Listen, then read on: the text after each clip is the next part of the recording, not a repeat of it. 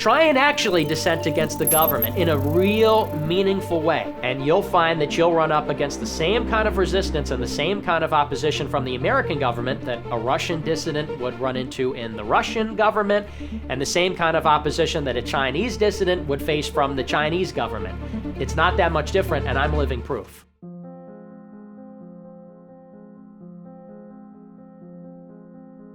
The first political content that I ever saw was interview with Thomas Sowell, actually, for the Hoover Institute. Every single time, the reduction in the tax rates has led to an increase in tax revenue. So I hear people on television saying how the government can't afford to give this tax cuts to the rich. You know, they're not giving anything to anybody. The first book I read was Free to Choose by Milton Friedman, and, you know, from that point on, I was political. Good evening, everybody. You're watching America First. My name is Nicholas J. Fuentes. We have a great show for you tonight. I've been doing this show now for 4 years. Really, it's been a quest for truth and for knowledge ever since I got into this stuff, which was when I was a little kid, ever since I was in middle school. I started to realize that there would be consequences for my views almost immediately. I started my show America First in February 2017. And the first ever hit piece that was written about me that came in April 2017 in response to comments I had made on my show. And of course, the comments were taken out of context. The first major wave of deplatforming was in 2019 that I got banned from Discord, Reddit, Twitch, and then PayPal. People forget how rapidly that's accelerated. I distinctly remembered when text censorship arrived on the scene as a new phenomenon. I got banned from Twitter. And now, that's just the law of the land. I was suspended from Twitter yesterday. Permanently suspended, gone. The big tech companies have launched their fiercest attack yet on your right as an American to follow your conscience and to say what you believe. There was this sense ever since I got started that total deplatforming was inevitable. They banned the sitting president of the United States from Twitter. They don't give you a reason. It's not like they have a good reason. I'm now banned from every major social media platform. As somebody who was deeply entrenched in the media ecosystem and in the landscape, it was pretty clear what the writing on the wall was, which is that everybody is going to be deplatformed from everything, and it's only a matter of time. Currently, the FBI is pursuing an investigation against me for my involvement at the Capitol. I had done nothing wrong at the Capitol. I committed no crime. I went there for the Trump rally on the Ellipse, which was just outside the White House. I walked to the Capitol with hundreds of thousands of other people for a civil First Amendment protected demonstration. I didn't participate in any violence, illegal, criminal activity, and so on the one hand, I knew I had done nothing wrong, but I also know that in this new country that we have, that doesn't necessarily protect you from law enforcement. I won't even know when the investigation ends. It may still be going on. It may not be. They don't actually tell you. It's open-ended as far as that's concerned. They investigate you. They don't tell you when it ends. And it could be years before they return, before they show up, before they build their case and finally decide to bring you in. And if they decide not to do that, well, they'll never tell you either way. They don't tell you that either. One night, I think I was playing video games or streaming or something, and before I started up to go to bed, I checked my email, and I saw my email that my credit card had been declined for some subscription. And I said, well, that's weird. I don't think I'm over my limit on my credit card. As far as I know, it's a good credit card. And so I go to my online banking app and I see that on my checking account, it was $0. And understand, I had something like $500,000 in that checking account just the other day. And so at first I thought this is a glitch, you know? So I refresh the app and nothing changes. I close the app, I reopen it. Nothing happened, and upon further investigation, I saw there was a legal order placed on my account. I went through my transaction history and I saw a legal order and subtracted my entire bank balance. Froze both my credit cards, and my entire checking account was frozen, which is where nearly all of my cash was. I called customer service at the bank. I said, where's my money? What's going on? They said, well, we'll get to the bottom of this. They called their legal department. They called me back a few minutes later and they tell me, your account is under review and we could give you no other information. And I was furious. I said, are you kidding me? I had all this money one day and now it's gone. When's it going to be released? Who's doing this? Why is this happening? And they just kept saying the same thing. All we could tell you is your account is under review. And so I called the bank every single day for 2 weeks, multiple times every day for 2 weeks. And finally, after about, I think it must have been 15 or 16 days, she calls me back and she says, Mr. Fuentes, I have some good news for you. We have an update on your account. In order to get in touch with the people that have placed a legal order on your account, you can call these numbers. And she gives me 3 phone numbers for U.S. attorneys working for the Department of Justice. And so at that point, I know this is an FBI investigation. At that point, I know this is the Department of Justice, which has placed a freeze on all my cash in my bank account. And the reason why this is so crushing is because the Department of Justice and the FBI are immovable because of the war on terror, because of the Patriot Act, because of how the federal government operates. They really can do whatever they want to whoever they want, and there's nothing you can do about it. And so I talked to my lawyer. I asked him, can I get my money back? Is there anything I could do? Do they have to release it? Which are the obvious questions that anyone would ask. And the response is basically, they can take your money, they don't need a reason, and they can keep it as long as they want, and they don't have to give it back.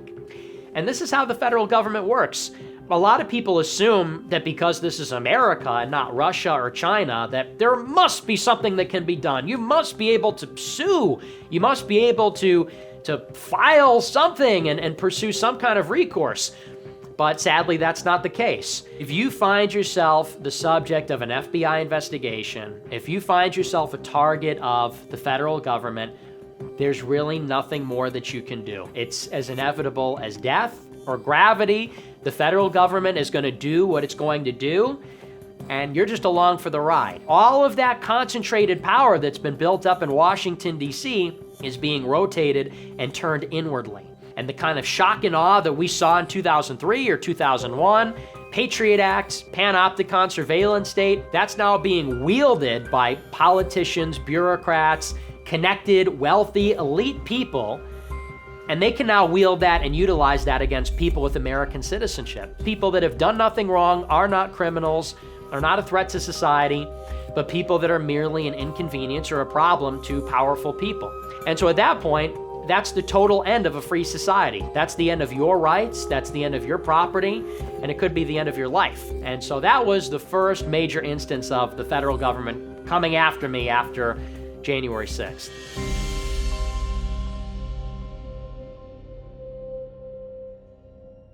I had planned a press conference in Palm Beach, Florida, to demand that Ron DeSantis strengthen his big tech censorship legislation. I have it on authority that Ron DeSantis signed a toothless big tech censorship bill. And so the press conference was supposed to be attended by me, Michelle Malkin, Laura Loomer, Lauren Witzke, a few other friends of mine. Lauren Witzke flew into Florida the day before the press conference, and she had texted me that day and said that she was put through advanced screening. Swabbed for explosives, put through all the machines. They take my laptop, they take my phone. I don't know what they do with it. I just know that my phone is turned on Bluetooth when I get it back every time. So I show up to O'Hare Airport the morning of the press conference. I had an American Airlines flight booked from Chicago to Fort Lauderdale, and I was unable to print my boarding pass. But I go to the kiosk, and the kiosk wasn't letting me check in either, which was weird to me, but it fell in line with my expectation. I thought, well, I'm not able to check in because I'm on some kind of a list. All I have to do is go to the counter and have them print my boarding pass for me, and I'll be on my way. I might have to go through security like others have, but I'll be on a plane in no time. So I go to the front desk. So can you help me print my boarding pass? The representative from American gets on the phone, and she's on the phone for 30, 45 minutes. So I'm getting increasingly nervous, like, is this gonna work out like I was told it would? And she gives me a disappointed look, and she says, I'm sorry, but you're not able to fly today. She told me you don't have clearance to board a plane today. And I said, what? I said, can you call again? She goes, okay. She humors me. She calls them up again, returns the same response. I can't give you any information, but you can't fly today. And, my head starts spinning. I'm thinking, is this the airline? Is this the airport? Is it the TSA? Is it a federal thing? Am I on a no-fly list? Or is this something that's being administered by an airline? Or or something more local? She didn't have any answers for me. She just told I couldn't get on a plane. I said, I am political. I said, I think that might have something to do with it. She said, I looked you up. She said, I suspect that might be the case. I said, okay. She told me to try booking another flight from a different airline. So I did. I got all my bags. I went over to the United terminal at O'Hare. I sat down. I booked a flight, United flight to Palm Beach, Florida. So I go up to the counter to print my boarding pass. Representative gets on the phone. She's on the phone for 45 minutes. She asks me, are you flying alone? Yes. Are you planning on bringing a gun on the plane? No. You know, goes through a series of questions, and then she says, I'm sorry, you can't fly today.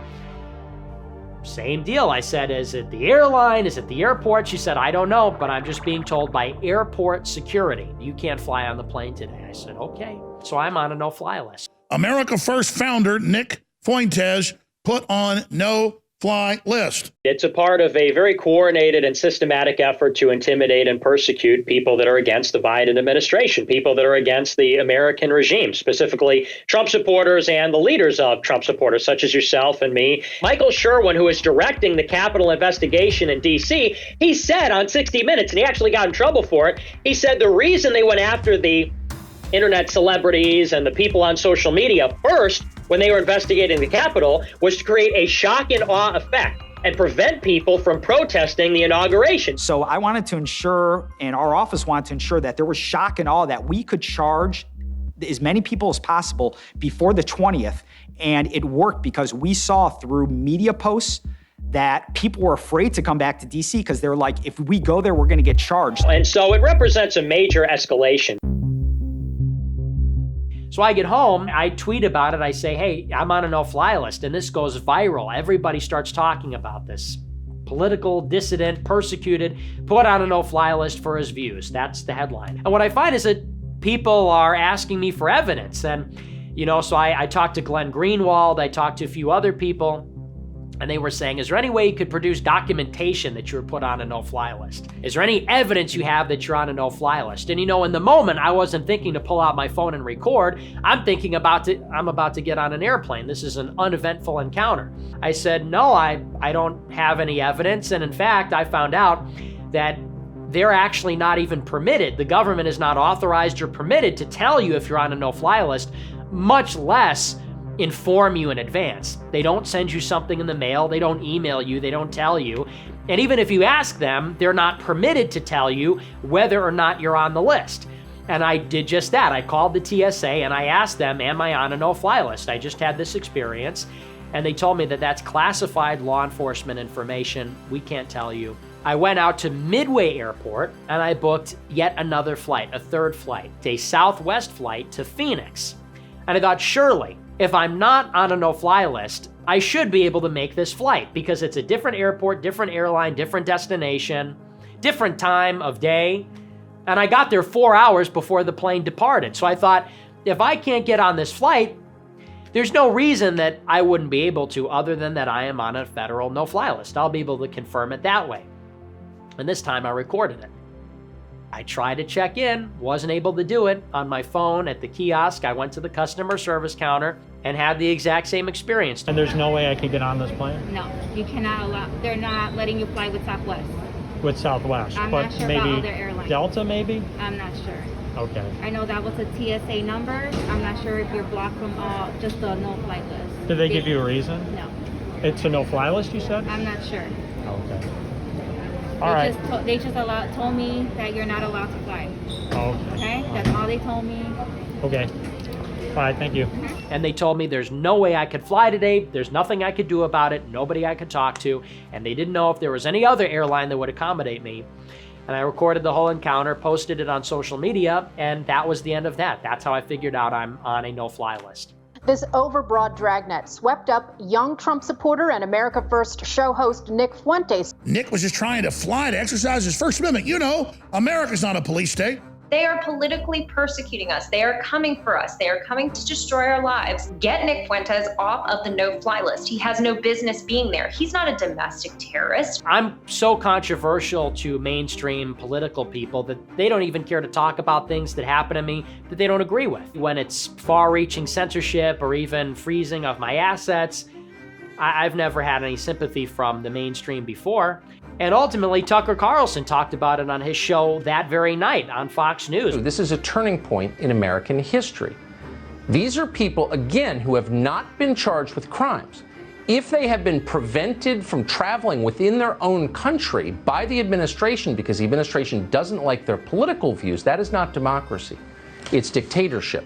Everybody, it seemed like, came together to say, well, even though we don't always like this guy, we don't like everything that he says, we don't agree with the fact that the government is now openly and actively persecuting dissidents. The insurrectionists who breached the U.S. Capitol fall under the definition of threats to the homeland and should be immediately added to the TSA no-fly list. People may not like my views, they may not like me personally, but I'm somebody that did nothing wrong, and I'm being punished by the federal government in a real, tangible way that is really life-changing for doing nothing other than saying something that they disagree with, saying something that they don't like.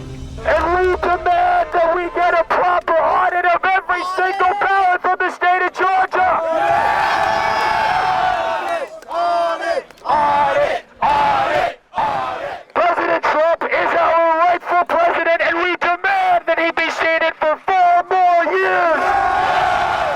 This is a life-changing turn of events. This is something where this changes my entire outlook now. I can't just go to Florida on a weekend. That's a 14-hour drive. I can't just go to Phoenix on a whim. That's a 27-hour drive. I've not been charged with a crime. I've not been convicted for committing a crime. And yet, I'm essentially being punished and imprisoned in a certain way. I'm having my freedom restricted. It's almost like I'm essentially on house arrest. They've taken my money. They've taken my freedom to travel. I've been banned from platforms and payment processors by banks. And so I'm a person who has done nothing wrong, nothing that's violated the law. I've not been charged with anything or convicted. I've not been sentenced to a punishment. And yet both public and private institutions have sentenced me to a lower quality of life than anybody else in the country because I'm a political activist for a cause that they don't agree with. And it's as simple as that. I've done nothing other than host an internet live stream show. I did some activism for Stop the Steal, and because this challenges the current regime, that means that I can't board a domestic flight. I'm sure I'm banned from international travel, obviously. If I can't fly to Florida, I don't think they'd let me fly to another country. And they took all my money. And they didn't need a trial to do that or a conviction. They didn't even need a pretext for anything like that, or much less, they didn't need me to commit a crime to do all of that. So this is a very terrifying precedent that they've set. You know, and it's not even just the precedent, it's the thing in itself. It's a precedent for everybody else, but this is my reality. This is my life. I think I've been targeted because I'm effective. I'm somebody that has been isolated and separated out and singled out exclusively for this level of persecution because there are a variety of things that differentiate me from other people. Up until they took my cash, I had no shortage of money. I'm somebody who can mobilize my supporters in real life in any major city in the country. I'm somebody who's a compelling, effective orator. And, I'm somebody that people are very, very loyal to. And I think if you look throughout history in the United States, it's these kinds of figures that tend to be killed by the government and, if not killed, targeted, censored, everything like that. They went after Malcolm X and RFK and JFK and MLK and characters like this throughout the 60s and 70s. They went after musical artists and activists and political figures. And I think what differentiates me from most is I'm pushing a message which is really radically different from the mainstream, and I say that in a good way. It's a message that is completely against the ruling regime in the United States. It's completely against the regime that runs the public and private sector in this country. And I can articulate that message in a way that is effective, in a way that is compelling. I have thousands and thousands of people that are loyal to me, and I can mobilize them at a moment's notice in just about any major city. I think taking all of that together, I don't discount that might be one of the reasons why I've been singled out and targeted in the way that I have. There are people that are voicing a similar message, but it's not as radical, and it's not as compelling. It's not as rhetorically effective. There are people with a bigger following than me, but they can't mobilize those people. Those people aren't loyal to them. And so that's where I'm truly kind of a unique individual, where throughout Stop the Steal, I demonstrated a particular effectiveness which the federal government's very aware of. This is what weaponization of the federal government looks like, and the legal system. Don't count on a fair trial. Don't count on the justice system. There's no justice anymore.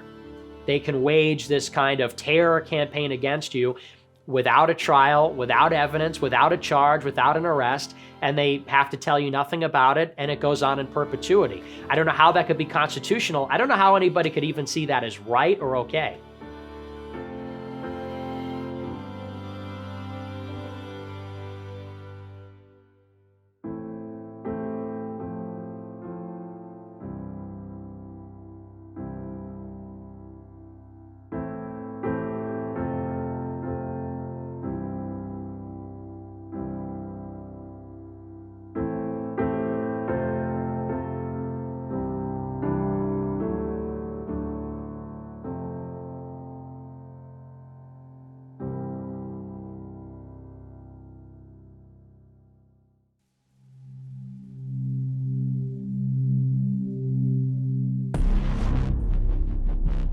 America First Political Action Conference. AFPAC, the alternative to CPAC. An event that was organized and founded by Nick Fuentes.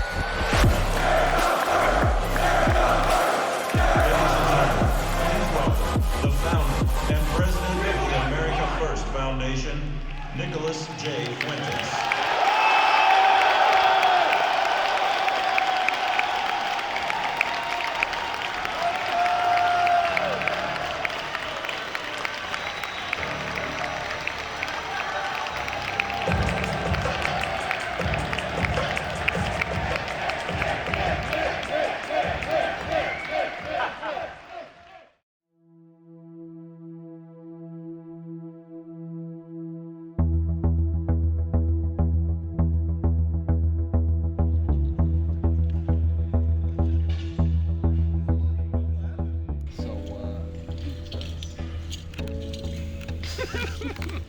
Are you gonna get Magyar in the frame?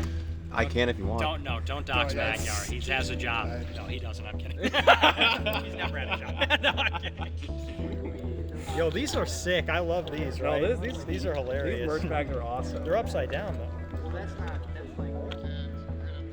AFPAC 3 was our most successful event ever. Over 1,000 people. We had close to 10 former or current government officials.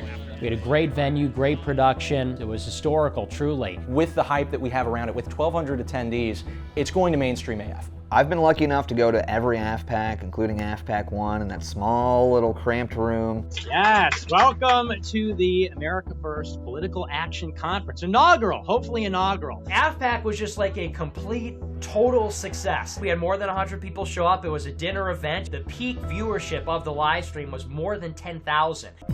Last year with AFPAC 2, it was like, is this going to happen? Is this not? It really felt like this could have been the end of America First. After January 6th, people had no idea what was going on. People are wondering if there will even be a right wing, if America First will even go on. Can it survive censorship? Can it survive a war on terror against patriots? A conversation was had between me and some of the other Groyper leaders about, is it a good idea to proceed with AFPAC 2? Everybody said that there was no good reason to do AFPAC 2, but basically there was every reason not to do it. And so I thought about it, and it was really this question of, you know, am I right and everyone else is wrong, or is everyone right and I'm wrong? And I decided, you know, I said, you know what, I trust my logic here. I said, I'm right, they're all wrong, we're gonna do it. This is the real America First movement, and we are inevitable. Thank you. It was our biggest triumph ever at that point. It was important to have an act of boldness, an act of courage, and say, you know what? No, you don't get to decide. We're not done yet. We're still here. Our coalition is growing. Thousands of people are joining. We're going to have probably dozens more people involved in politics next time around. I think people are starting to see that this is unstoppable. To see the growth basically exploded from the past 2 years, from a tiny little room to this grand convention, I think looks better than CPAC. There's only one thing that you can attribute it to, and that's Nick's charisma, his tenacity, and his just sheer force of will. He'll get like tons of young men rallied behind him, feeling an energy that he creates. It's something that's just really exciting. And so much excitement's been taken away from young people. Having something to, attach yourself to is just really refreshing. We have a lot to talk about, lots to get into tonight. I started watching Nick like 4 years ago when he was on like Right Side Broadcasting Network, and I actually used to do a political show called Belligerent with Beardson. Whoa, my dudes, welcome back to Belligerent with Beardson. I literally watched like one stream of his and I'm like, yeah, I'm not doing this anymore. He's way better at this than I am. Good evening, everybody. You're watching America First. My name is Nicholas J. Fuentes. We have a great show for you tonight. He's a natural talent. He's a 1 in a million. There's no one else like him. I saw something in him. This guy's got something. This guy can just go off, can just talk for hours and hours and hours. He makes really good points. He makes it very understandable to people. He's fun, he's funny, he tells jokes. Don't wear Jordans around Nick. That's right. I'll beat the shit out of you and steal them if you're wearing those Jordans. If you're wearing them Jordans.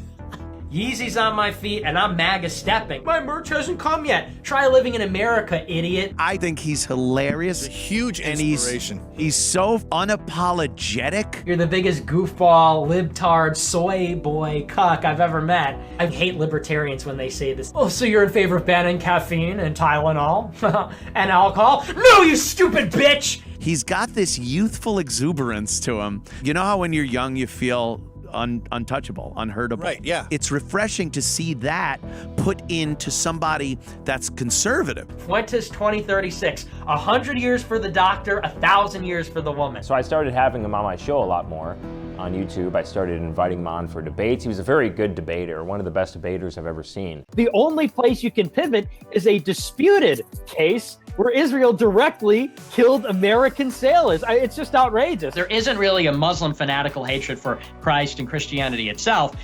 That same cannot be said about rabbinical Judaism. If you look at the Babylonian Jerusalem Talmud, it says horrible things about the Son of God, about Jesus Christ. I got the knife before you did, Nick, so please. I also have a cave knife if you need it.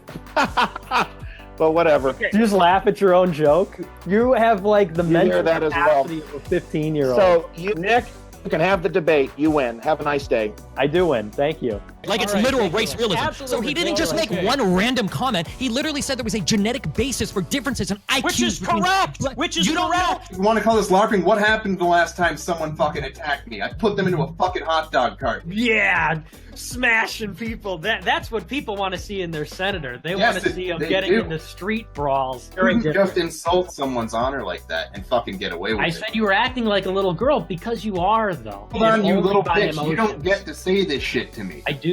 Watch me. Watch me. Nick says what we're all thinking at the end of the day. I'm talking what the average American is thinking right now. People were taught their whole lives growing up that tyranny would come to America looking like Hitler, looking like 1984. It's going to be obvious. It comes with this tone which is about compassion and inclusivity and tolerance and openness and all these kinds of things. If you read between the lines, though, you could see it plain as day, the Orwellian nightmare with the tech censorship, the government. He's saying it very loud and very in your face. And that's very, appealing to young people. Oh, I'm sorry. Is this a little too extreme for you? Maybe you tuned into the wrong show. People are taken by these ideas, and no matter what consequences come, no matter how it happens, the idea will spread. It will come to define people, and it's going to come to define this era, no matter what happens. Socialism is not the problem in the 21st century. Immigrants are. Demographics is the problem, not socialism. And here's the thing, you're gonna get socialism anyway, retard. Who do you think's voting for socialism? The Democrats. It's not cool to shill for big business. It's not cool to shill for Israel. It's not. I just found him hilarious. And humor, of course, has been a major component of his success. I started watching more of his content, and the first show I ever watched of his was an episode called Demographics or Destiny, referring to immigration. And that woke me up on immigration. Demographics, that's the name of the game for this century, is rapid demographic change in America, which is driven by mass immigration, both legal and illegal. Once I was woken up on immigration, I started talking to more people about it within conservatism, and I kind of fell in love with the movement. Eventually, I went on to talk to Nick more. I was in the TikTok scene. He'd watch my stuff every once in a while. I'd send some messages into his show, and then I eventually had the chance to meet him during the White Boy Summer Road Trip in Vegas. Hey, what's up? What's going on, man? How are you? Good to meet you too. I'm doing well. They're a little bit controversial, they're hyperbolic, but obviously humorous. They lost, you suck, you're stupid, we're smarter than you, we won. Deeply politically engaging. I mean, behind every joke is of course some commentary. I could communicate in a way which is a little bit more sensitive and politically correct and all that, but I'm just delivering in a way that's humorous, all right? I'm trying to make you laugh. Terrible joke, terrible joke. We're not allowed to make jokes anymore. We're not allowed to make jokes. It's not funny. Racism is not funny. The way that he could get you to laugh along with this political message and get you to think at the same time was particularly engaging. How about we just have people that aren't shooting and killing and stabbing and stealing? I think we know who they are at this point, and I'm not afraid to say it. We know who they are. They are the Democrats. After I saw, Nick's show, I just kind of knew that I wanted to get into politics, I was a DJ actually back in the day. That doesn't really mean anything anymore, There's so many big issues that are going on in America, up in Canada, in the whole world. 2 more days until the big mother truckers descend upon the Capitol and take over the Capitol. We're coming to take over the Capitol, okay? And it's truly like a worldwide movement at this point of this hard right, edgy politics that is transcending borders. It's inevitable. This is just the thing that works. People don't really want to hear about money every single day or the economy. You have to make it appeal to them in a social way, I think. And that's something that Trump did extremely well, and that's something that Nick does very, very well.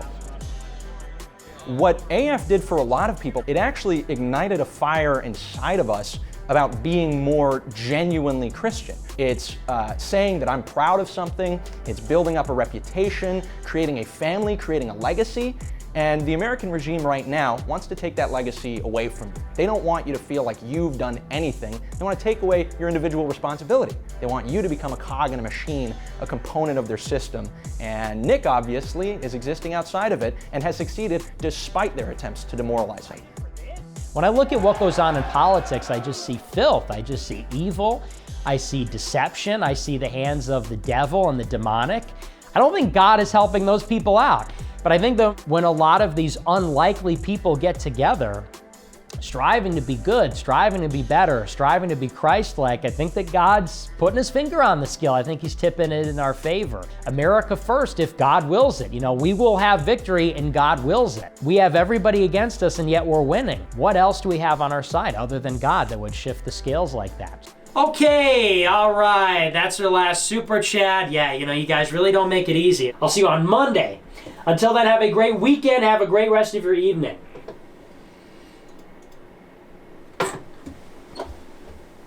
Oh. Okay.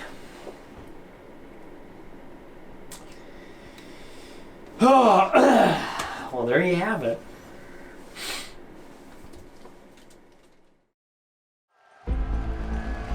Something a few months ago just changed. It was in the air, and it felt like AFPAC 3 was a culmination of all of that. And AFPAC 3, I think, changed the game forever. I think it took the whole movement to a new level. It elevated AFPAC really even higher than CPAC. Thank you so much, everybody. Can I just say, are you trusting the plan yet? They have this saying, first, they ignore you, right? Then they laugh at you, then they fight you, then you win. Well, I don't think they can ignore us anymore after tonight. They think that a bomb threat is going to stop America first. I'll tell you this, nothing will stop America first.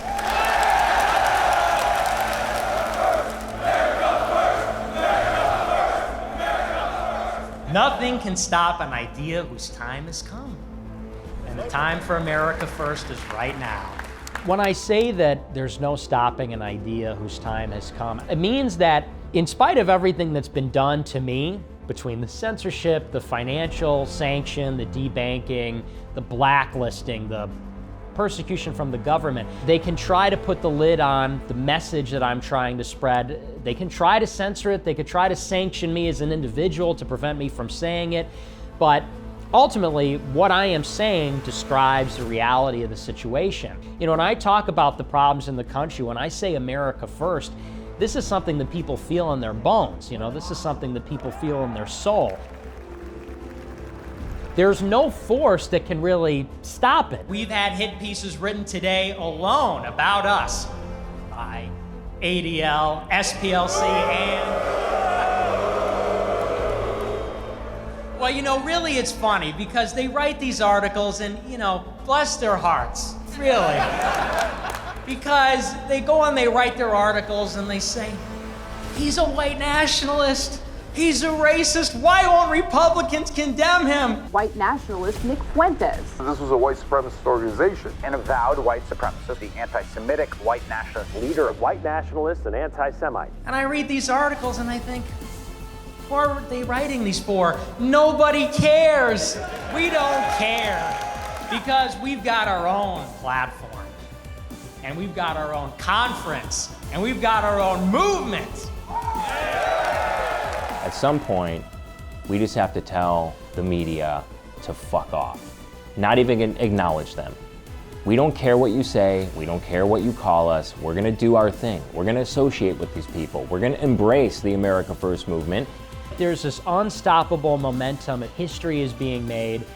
It's the same energy of resistance, revolution, that the time has come for change. We've got the energy, we've got the youth, we've got the enthusiasm, and so no matter what anybody thinks about us, everyone must acknowledge that we've got it going on.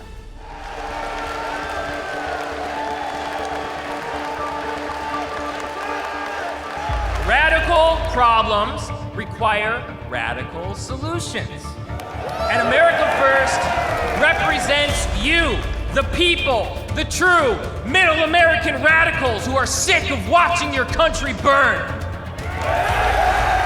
They see this big, positive, exciting, energetic, young space, and they have to acknowledge that we're a force to be reckoned with. We're a faction, and we're here to stay.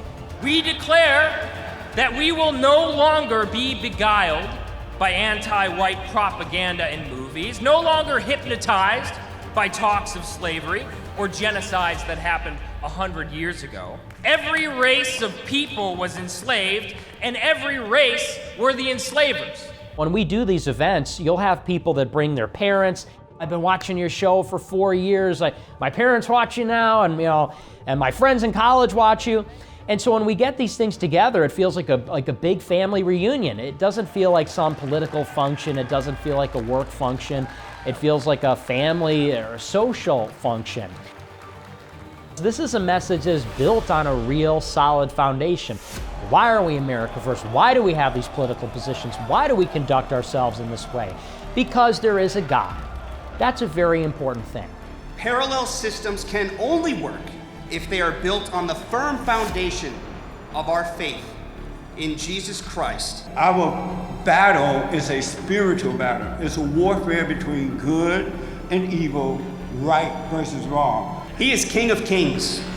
He reigns. This is the Jesus that we know and worship. This is the Jesus of the Scriptures. And this is the Jesus that will lead us out of this mess. Christ is King! Christ is King! Christ is King!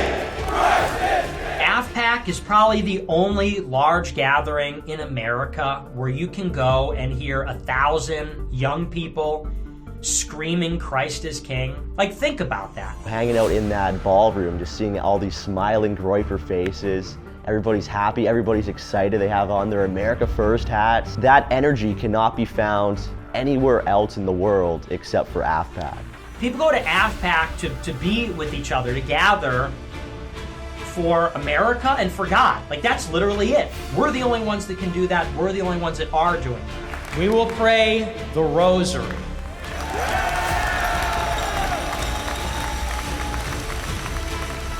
This is our greatest weapon. We will pray to our Holy Mother, to our Lord Jesus Christ, and to our Heavenly Father. We will pray and we will convert. No conference like that has happened in this century. We had over 1,200 people there. We had 9 government officials. It was big, it was loud, there was energy. Mesmerizing and incredible to see all these people come together, people that you wouldn't normally see in the same room together. We had professional production in the biggest ballroom at the Marriott World Center in Orlando. We had Marjorie Taylor Greene speak there. The surprise appearance of Marjorie Taylor Greene was history. It was historical, truly. I get a text from Milo Yiannopoulos, who's supposed to come as a special guest, and he says, "Hey, I'm with Marjorie Taylor Greene. She wants to stop in at AFPAC. She wants to give a 5-minute speech and give some words of encouragement." What? You're kidding. Because I had never met Marjorie Taylor Greene. What she said at CPAC the following day was true. I went to his event last night to address his very large following. Milo said, yeah, she wants to come on the stage. I said, and she's going to let us stream that? That's okay. She goes, yeah, she's totally on board. I said, okay. She is a standard bearer of Trumpism in the U.S. Congress. She is pro-life. She is proudly America first. We are honored, we are humbled and excited to welcome to the stage right now for our first speech, and we'd love to get to know her much better. I think this is going to be the beginning of something great. The representative from Georgia, Marjorie Taylor Greene. And the room went crazy. I mean, I don't think there was a bigger applause in the whole night. People went nuts because they couldn't believe it. I didn't believe it. That's the biggest thing that we've ever done. She was blowing kisses. I blew kisses with her. I know they hated that, in the media, the GOP, I'm sure they just died. I'm blowing kisses up there with Marjorie Taylor Greene. That made the whole conference. I think it made everybody's night. It was awesome. Well, hello, canceled Americans.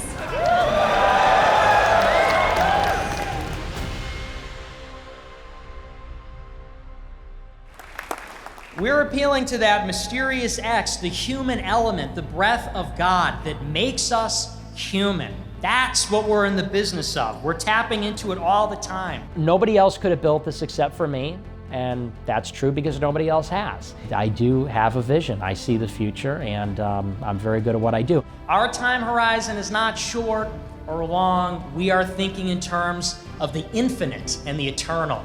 I didn't set out to evangelize people. I didn't set out to convert people to Christianity or Catholicism, but yet I've done that. We're willing, ultimately, to die for our cause. The intention behind the movement was to set things right. The intention was to spread the truth, tell the truth, save the country. What did we wind up doing in the process? Well, converting lots of people to Christianity, saying the name Jesus, praying, all these things. And I don't say that glibly. I am willing to die for this cause. There are so many times in the history of this thing where it could have all fallen apart, where just the exact right people in exactly the right time and exactly the right moment did exactly the right thing to keep it going. My reward will be here or it will be in heaven. Either way, we're winning. And it's happened so many times where it plays out just right, where I can't just chalk it up to saying, well, we just keep getting so lucky. Well, it just keeps working out exactly in our favor. Although we are willing to die for our cause, we're not going to, because we are going to win soon. I see the divine hand of God, and I read the Bible, and it says that God doesn't abandon his flock. God's will be done.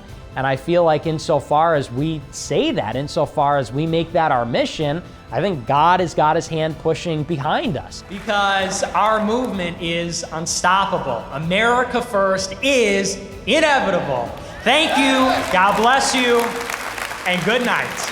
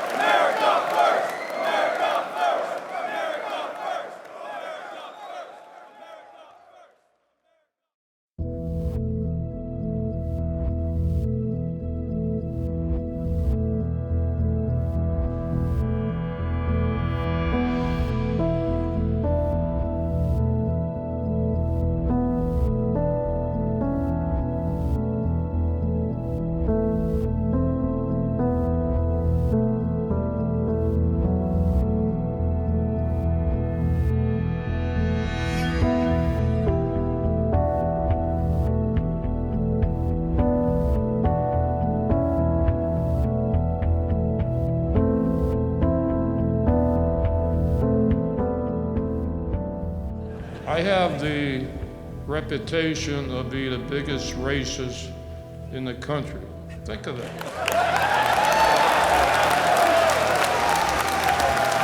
Well, I hate to, what are you clapping for, that I am